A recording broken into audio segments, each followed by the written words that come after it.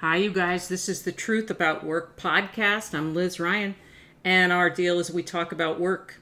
Our company and our movement are both called Human Workplace, and our mission is to reinvent work for people. So it means tactical, practical, day-to-day, on the ground, advice about job hunting or doing your job or thriving at your job or figuring out what kind of job you want or starting your own business, being a leader or an HR person, whatever. And looking at the bigger picture, what is wrong with work and how do we fix it? Because, there's a lot wrong with it. The model was defective to begin with. The model on which our modern, and I mean 150-year-old, but still very much ensconced, our modern model of work is based on a lot of broken ideas about what it means to have a job, what it means to get a paycheck, what it means to be a manager and to be managed and so on. Real old, crusty industrial revolution ideas that don't suit this knowledge workplace, this knowledge economy at all, or any economy. Right now we have a divide in the U.S. between essential workers, basically trodden underfoot. You will work the schedule that we assign, and no, we don't have protective equipment, and you won't get a hazard pay or a bonus for working through coronavirus, COVID-19, or if you do, we will take that away at the first opportunity. Right now, we have a huge resurgence in cases, an uptick in cases, new cases of COVID-19 in the United States. It's horrible. The graphs are horrible, what's happening, and still, essential workers are essential in name only because they don't get treated, they don't get paid fairly, they don't all have paid sick time. If they literally get sick from this infectious disease, they're not paid to go home and get better. So it's criminal and really tells us in the most powerful and visceral way that something about work is badly, badly broken. This isn't right for anybody. The folks who are not essential workers physically going to work every day are mainly working from home and wondering when they're going to go back to their workplace. It's not their decision. And by the way, the U.S. agency, the Occupational Safety and Health Administration, has no enforceable guidelines for employers who want to bring people back to the workplace. It's up to them. Just come back. I remember when I lived in Chicago and I was a young HR person, I learned about the robber barons there. And I've forgotten which one was buried in an ornate coffin, but encased in a 10-foot concrete block so no one would deface the grave. That's how badly the employees hated this guy. I don't want to get it wrong. Was it Potter? Let's see. Was it Pullman? We're going to find out. Or was it? We're going to find out who it was.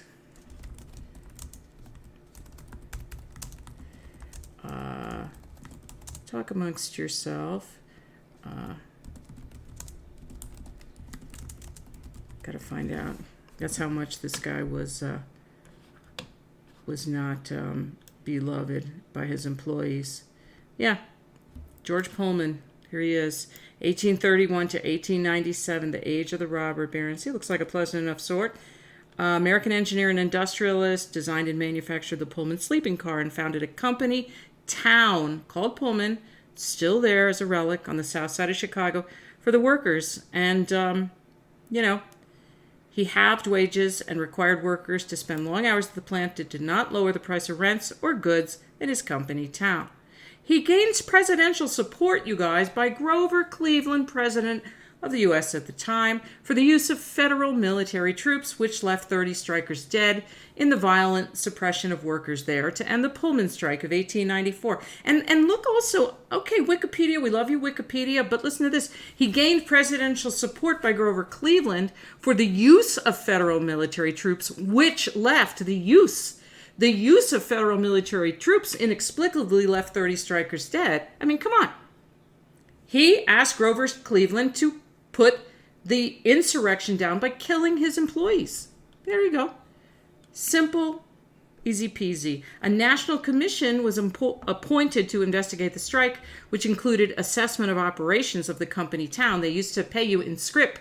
This is not Wikipedia now, this is lore from me, that they would pay you in script and you could only use it at the inflated prices in the company store. They had company church. So gross. In 1898, the Supreme Court of Illinois ordered the Pullman Company to divest itself of the town, which became a neighborhood of the city of Chicago. But I want to get to the part about his grave, because that's kind of intense. Okay, so I wish you would read this on Wikipedia. The whole thing is interesting. But in 1885, Richard Ely wrote in Harper's Weekly that the power exercised by Otto von Bismarck, known as the unifier of modern Germany, was utterly, in quotes, utterly insignificant when compared with the ruling authority of the Pullman Palace Car Company in Pullman, end quote. So in other words, even the Otto von Bismarck was nothing, insignificant compared to this guy, a robber baron, who runs these people's lives. And here's a quote from alleged Pullman employees living in the Pullman-owned town. They said, "We are born in a Pullman house, fed from the Pullman shops, taught in the Pullman school, catechized in the Pullman church, and when we die, we should go to Pullman hell." So this is, we didn't get to the grave. Are they going to get there? Probably. Burial. Fearing that some of his former employees or other labor supporters might try to dig up his body, his family arranged for his remains to be placed in a lead-lined mahogany coffin, which was then sealed inside a block of concrete. At the cemetery, a large pit had been dug at the family plot. At its base and walls were 18 inches of reinforced concrete. The coffin was lowered and covered with asphalt and tar paper. More concrete was poured on top, followed by a layer of steel rails bolted together at right angles, and another layer of concrete. The entire burial process took 2 days. His monument, featuring a Corinthian column flanked by curved stone benches, was designed by Solon Spencer Beeman, the architect of the company town of Pullman. So, I don't know the circumstances of George Pullman's death, and I don't know if he knew he was about to leave this earth. But imagine that's your legacy. Make sure you use the extra strong concrete on my coffin. Robber barons. And we have some of that going on today. It's real. I'm laughing. But it's one of the biggest problems in our country, right alongside COVID-19 and what's happening in our country politically, obviously, and Black Lives Matter and the problem, the unequal treatment of Black people, Indigenous people, people of color, and law enforcement's role in that, and mass incarceration. We know about these overarching problems. But what do they have in common? Institutions are coming under fire, and their foundations are crumbling and cracking and getting old, and all this stuff from the Industrial Revolution, people are looking at and saying it doesn't work anymore. It doesn't work to warehouse people, school to prison pipeline, and say that'll be fine. We'll have more incarcerated people than any other industrialized nation by a mile for tiny offenses. I just tweeted something about, I think it was New York. Forgive me if I slime the New York City Police Department, but you'll find it on Twitter and see. And it was something like 95% of jaywalking arrests were people of color, Black people and people of color. Oh, and 87% of riding a bicycle on the sidewalk, same thing, people of color. What do we know? Institutionalized racism, obviously, and sexism and ageism, but racism especially. And this is what we're kind of sort of trying to come to grips with now for the first time. So we have these big social and political and philosophical, traumas and but also, things being aired that should have been aired a long time ago. So that's great and healthy, and maybe there's positive change and evolution, revolution, reformation, reinvention that comes out of all this stuff. And it's, terrifying and daunting and stressful and exciting and hopeful, I hope, at the same time.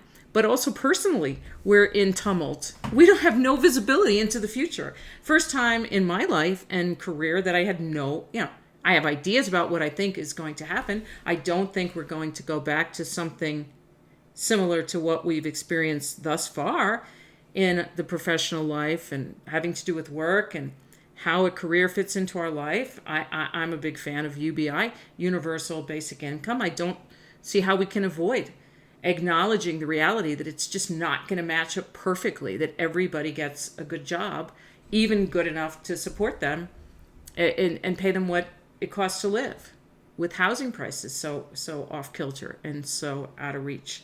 So we need a big reshuffling. And not everyone can work. And what we have now, general assistance, is it's nothing. It's horrible. It's an insult. It doesn't work. It doesn't function. Obviously, our healthcare system doesn't function. Education, rife with problems from any perspective. Not good for teachers, not good for students, not good for families, communities. So we're just looking at all of these institutions and saying, okay, they're all kind of broken in the same way. They outlive their usefulness, but it's been really hard for us to deal with that and to talk frankly about what's broken, even in comparison to many other countries on Earth.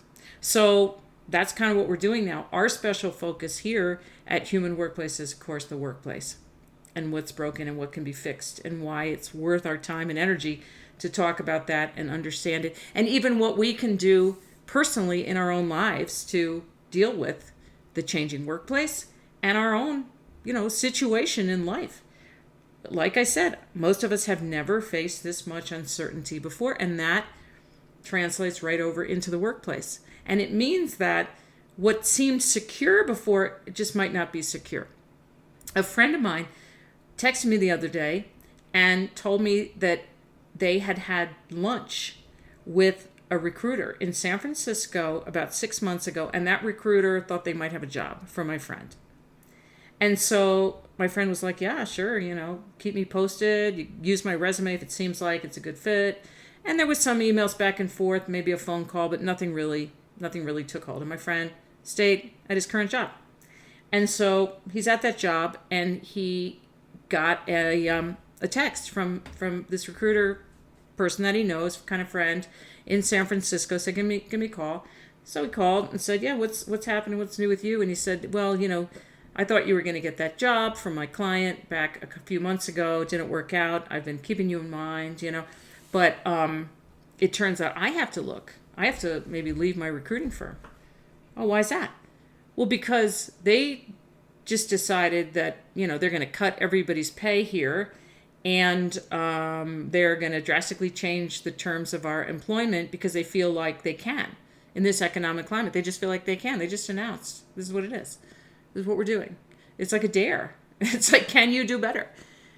And he'd been with the firm like 4 years. And I was like, oh, well, who cares? This is a horrible story, but it's not something that you can't believe when you hear it and say, no, that could never happen. Testing, right? Testing bottoms. If you literally said, I do not care about retaining my current team, I literally do not care, because I have other ways. I'll call their bluff. I think I could hire other people to fill those jobs, and I think I could still make just as much money. And if you literally say, I do not care, you don't care. And we can be horrified and aghast, and we should be. And there are political things that need to happen, right? Who we elect to office, and we need to change employment law. We have to do all that stuff, right? That's critically important. The structure and the rules and the policies have to change. And at the same time, we all have to build our own little sort of survival kit and mentality that says, hey, weird stuff happens and I have to be ready to move. I have to be not just ready in terms of employable and have a network and know who these local employers are or non-local employers that I would pursue or go after or reach out to if I needed to for my own health, for my own ability to sleep soundly at night. Have to do all that, but I mainly more than anything have to shift my mindset. You get a job, you leave the job, you start a new job. Now, everything we've been taught since we were little kids, it's a team, and you join the team and you do your best and you support the team. Of course I want you to do that. I want you to be supported by the team. I want all that. But I don't want you in la la land, oblivious to what has happened and is still happening out in the workplace. I don't want you thinking that somehow your career is safe in the hands of anyone. Anyone. You are such a CEO. That's a hard thing to take on board, as they say. You are such a CEO, but we just don't have the mentality totally set. And that's why I always tell folks when they're in any kind of reinvention, exploration, checking out things, waking up from a stupor, which happens to us, these awful events the last few months are waking us up to say, wow, I got to do this differently. Or think about my career, my income, my sustenance and what I'm interested in, differently.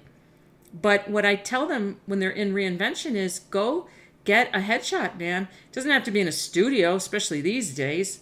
You get your friend or your spouse, or your quarantine mate, your partner, whoever, yourself, and you take a nice picture that you like for your LinkedIn profile. I know not everyone has LinkedIn, but assuming you do. Why do I want you to take a new picture? Because it's just, this is the new me. And it might take weeks or months to feel comfortable with that new shot. Like, okay, I guess that's me now. But it's a process. We call it growing into your headshot. I know, mine is old. I need a new one. Yeah, that's hypocritical. What are you going to do? Okay, I have a couple questions to answer. Oh, storytelling. Yeah, I'm going to read you something else. I already read about Grover Cleveland and Slimebag, George Pullman. Can you imagine? That was my life. Hey, I left a lot of money to my descendants. What are you hating on me for, Liz? Treated people like garbage. But that is the world in the Gilded Age. This is on our blog, humanworkplace.com, and it's on the blog. And it's just a quick little thing called How to Convey Your Work Experience Through Storytelling. Q&A, and person says, I saw a PR job ad and sent in my marketing resume. The company recruiter emailed me and asked me to write back and describe my PR experience specifically. Couldn't they assume that if I can do marketing, I can do PR? So I said, write back and tell a story about how you came, saw, and conquered a PR challenge. You only need one story, but it has to include not just what you did, but how you helped your employer by doing it. Make it a juicy and quick but powerful story with tons of context. And then I gave this example. This is writing back to the recruiter. Hi, Gail. Thanks for your reply. I ran PR for Toontown Products just after they launched their online store. No one had heard of the company at that point. They had had no media attention at all. I got our CEO an interview on Biz TV that tripled visits to our site.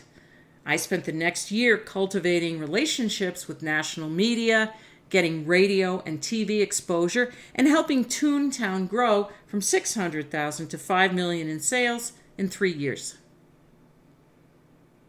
The story is 2 teensy-weensy paragraphs. It is, they use that horrible phrase, results-oriented. I hate it.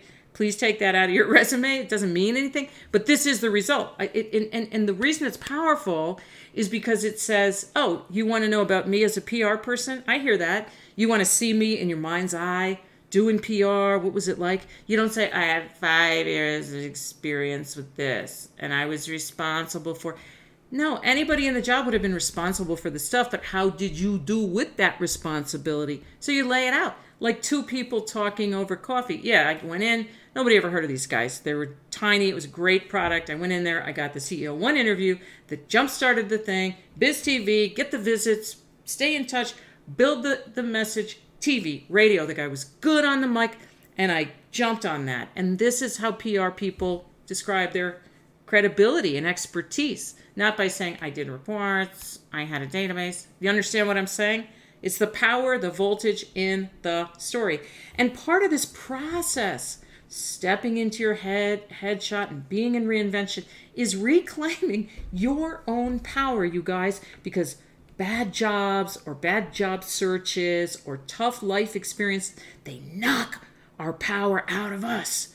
You know how this is. These last few months have knocked us all for a loop. It's really hard and stressful just getting through the day in all different ways. So we get knocked down, and part of our process is building back up our strength, our fuel source, and part of that is claiming your stories. You did stuff.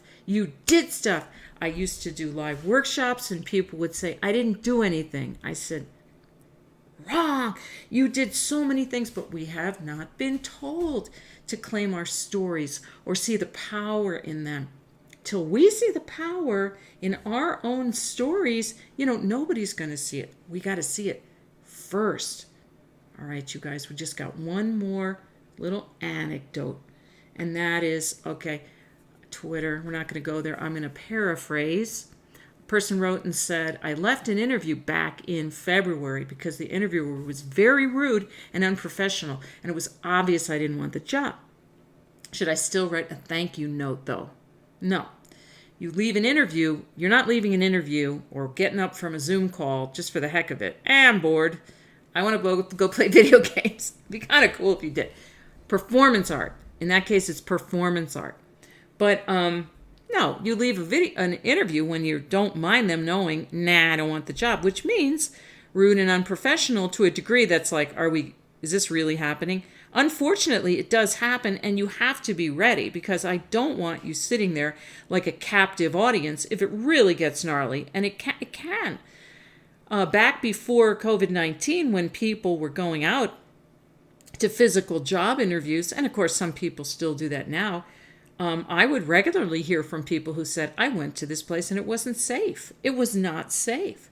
The front door to the office was held open with like an industrial, huge paint can, and it was sketch, and I didn't know who was all there. No, you're not putting yourself in an unsafe situation. And if it's gross on a Zoom call or any kind of interview setting, coffee, boy, out of there. Because you know what? It doesn't take anything to run a job ad. What is a company? I have companies. What is a company? You fill out a piece of paper. It's online now. It's $50. I have a company. Anybody can place a job ad, you guys. Doesn't mean they're real. Doesn't mean they're reputable, ethical, or that you're safe with them. So you cannot be too cautious thinking, yeah, sure, back in the day, real companies would pretty much be the only people that would place job ads, but that's not the case now. And I have looked at job ads and traced them back, and all of the principals in the company on their website, are there on the website with photos and bios, but not one of them had that company on their LinkedIn. Wasn't there. It's probably alongside their full-time job. God bless the enterprising nature, but no, you don't have to go. And you can leave at any point, and you can say, oh, I'm so grateful to your time today. It's obvious it's not a good fit, and I'll just be running along, let you get back to your day. That's fine. But in general, getting up and leaving is a signal you don't want the job. So you don't have to send, a thank you note afterwards. You can say, hey, life is long and maybe our paths will cross again. It's not a horrible thing if you want to do that, but normally you don't leave for a small reason. It's a pretty big statement, right? But here's the thing. Let's say that happened to you, and this was the question that I was asked on Twitter. This happened in February. Should I write to the CEO and let them know the recruiter was so rude and unprofessional? And I said, you could do it, but I don't think so. Your flame, your power, your essence, your whatever, your burning flame is so important and precious. It is so easy as a job seeker when we feel maybe disempowered, we feel more vulnerable, subject to being dissed, and we put ourselves out there, and that's hard. I used an analogy earlier about auditioning for operas because it's the same thing. It's like, here's me, here's how I sound, it's just right here, like you get to judge it. I'm putting myself in your hands. And it's the same thing when you go on a job interview. And so we can be more prone to say, this is a wrong that I'm going to right, because I don't feel super powerful in the world right now, but I can tell the CEO that this recruiter was a jerk. You can totally do it, but I don't think that grows your flame, because there are always going to be barking dogs along your path. That's not mine. I read it somewhere. I don't remember where. Barking dogs along your path, and you don't have to stop and bark back at them.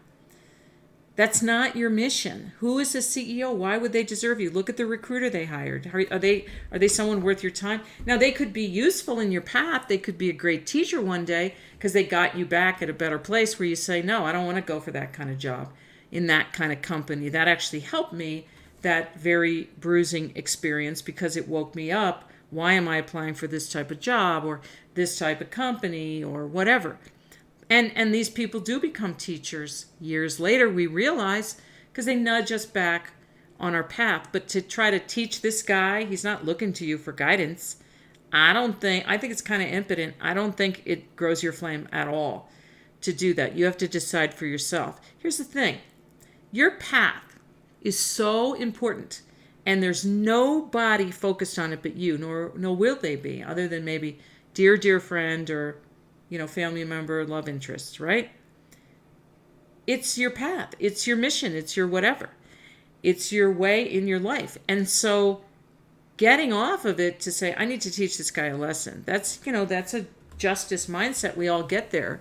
At times we get frustrated, but you can say, you know what? I just believe something, laws of the universe, karma, whatever, is going to take care of this. I don't think this is my thing to do, to go and, sort of impotently scream into the wind and tell the CEO, your recruiter was a jerk.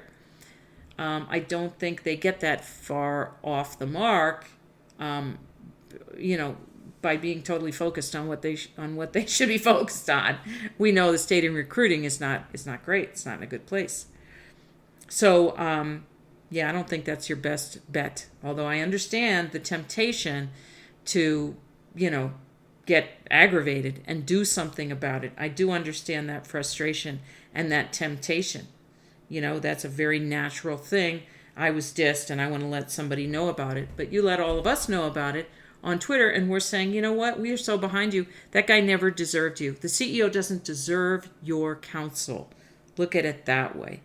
They're just at a different place on their path, and you see things differently and maybe in a more evolved way. But, I don't know if you're going to convince this person, the CEO, it's even worth your time. You've got a beautiful, beautiful path to follow. So, that's the story. This is episode 14, coming to a close of the Truth About Work podcast. If you have a question for me, send it to support@humanworkplace.com, and I'll try to answer it on Twitter or LinkedIn or in our blog or an upcoming episode of the Truth About Work podcast.